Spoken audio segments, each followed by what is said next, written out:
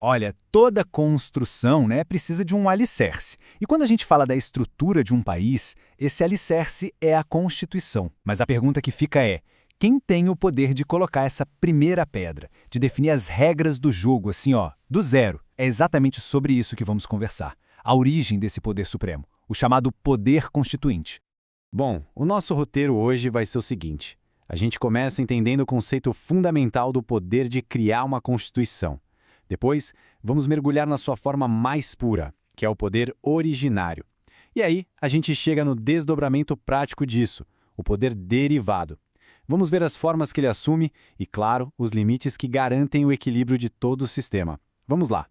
Então, para começar, vamos voltar um pouco no tempo para um momento de grande ruptura. Aquela ideia de que o poder vinha de Deus ou de uma linhagem real, sabe? Isso estava com os dias contados. A grande questão passou a ser: se o poder não vem mais de cima, de onde é que vem a legitimidade para criar a lei mais importante de todas?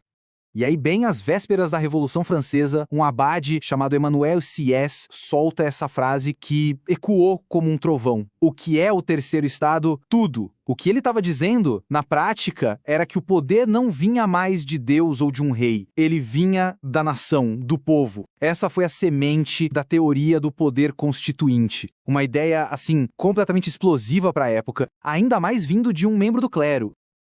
Então, para a gente resumir, o poder constituinte é, basicamente, o poder de desenhar o mapa de um país. É ele que define as fronteiras entre os poderes, que estabelece as rotas dos direitos dos cidadãos e que cria todas as regras de trânsito para as outras leis. É o ponto de partida de tudo, a base de verdade.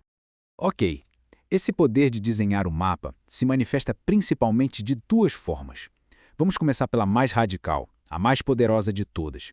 Aquela força que cria uma constituição do zero, a partir de uma folha em branco mesmo. Esse é o poder constituinte originário. Dá para pensar nele como se fosse o Big Bang jurídico de uma nação, sabe? Ele não vem para consertar o sistema antigo, não. Ele cria um universo jurídico totalmente novo. É o que acontece depois de uma grande revolução, ou na independência de um país, ou no fim de uma ditadura, quando tudo precisa ser reconstruído do começo. E as características desse poder mostram bem a força dele.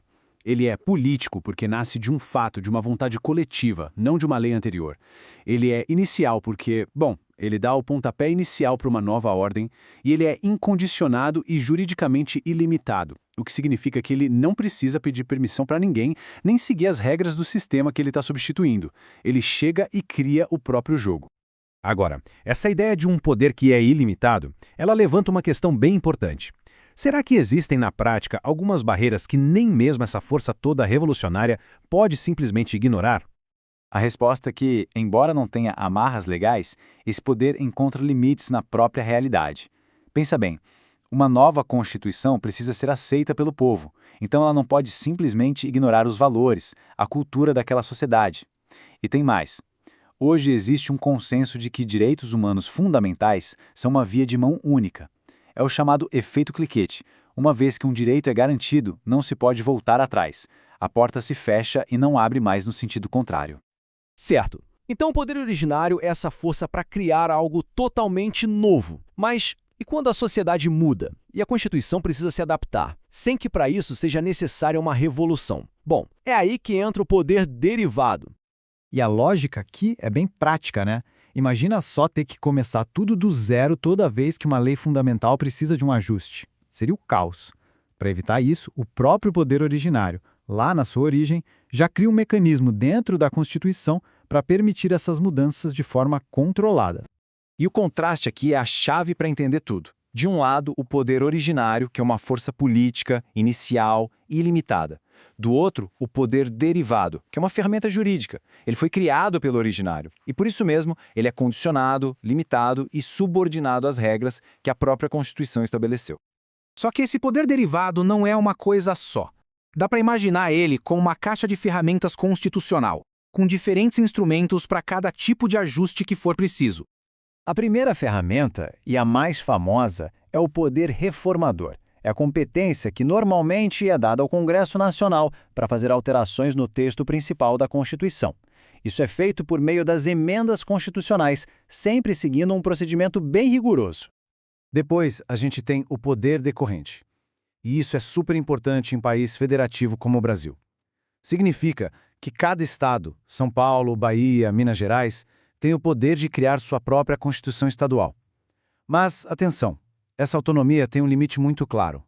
Nenhuma regra estadual pode ir contra o que está definido na Constituição Federal, que é a lei maior de todas. A gente já viu que o poder derivado é limitado. Agora vamos entrar nos detalhes para entender exatamente quais são esses limites. Quais são as regras desse jogo? Essas regras funcionam como trancas de segurança. As circunstanciais, por exemplo, proíbem mudanças em momentos de crise grave, como uma intervenção federal, para evitar decisões apressadas. As formais exigem um processo de votação bem mais difícil, garantindo que qualquer alteração seja muito bem discutida. E as materiais, que a gente vai ver agora, protegem o coração da Constituição. E dentro desses limites materiais, a gente encontra o conceito mais forte de proteção constitucional, as cláusulas pétreas. Pétreo vem de pedra, né? A ideia é exatamente essa. São cláusulas que não podem ser mudadas, o núcleo duro da Constituição que não pode ser abolido pelo poder de reforma. No caso da nossa Constituição, a de 1988, essas cláusulas protegem, por exemplo, a estrutura federativa do país, os pilares da democracia, como o voto, a separação entre executivo, legislativo e judiciário e todo o catálogo de direitos e garantias individuais. Essas são as fundações que simplesmente não podem ser demolidas. E tudo isso nos leva a uma reflexão final. A existência desses dois poderes, um que cria e outro que reforma, com todas as suas regras, todos os seus limites, revela uma tensão que é fundamental. Como é que uma nação consegue manter a estabilidade da sua lei maior e, ao mesmo tempo, garantir que essa lei se adapte às mudanças da sociedade, que não param de acontecer? Esse talvez seja o grande desafio do direito constitucional.